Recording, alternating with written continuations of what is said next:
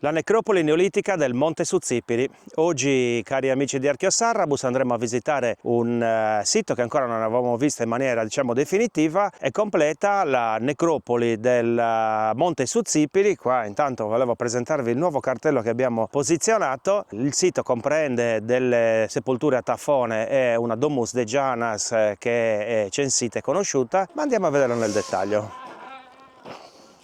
Quest'area è molto interessante perché presenta diverse tipologie di sepolture, dal tafone naturale, utilizzato appunto per inumare la salma, alla Domus de Janas, che invece è stata realizzata dall'uomo, ricordo, con degli utensili litici in pietra, quindi un lavoro straordinario. Qua abbiamo la prima tomba, un tafone naturale che poi è stato rielaborato con la realizzazione di una seconda stanza, quindi della cella in cui veniva inumato il morto, la salma. Questa è censita, noi l'abbiamo cercata per diversi anni, censita, è segnalata nel libro di Roberto Ledda. Le indicazioni nel libro di Roberto Ledda erano fuorvianti, quindi ci abbiamo messo un po' a trovarla, quasi 2 anni, ma finalmente eccola qua, in tutto il suo splendore. Ancora un'altra, anche questa è segnalata nel libro di Roberto Ledda. Questa invece è un tafone naturale, quindi con una sola stanza, ma sono stati trovati all'interno degli elementi che hanno fatto ipotizzare il suo utilizzo appunto come sepoltura. Nonostante siano soltanto 3 quelle segnalate, di cui 2 le abbiamo già viste e una la vedremo a breve, sono tanti i tafoni presenti in questi blocchi di granito che ci fanno correre con la fantasia, anche perché diversi elementi ci danno da pensare, come per esempio questi pezzi di terracotta, questi resti di vasellame che abbondano lungo tutto questo sentiero.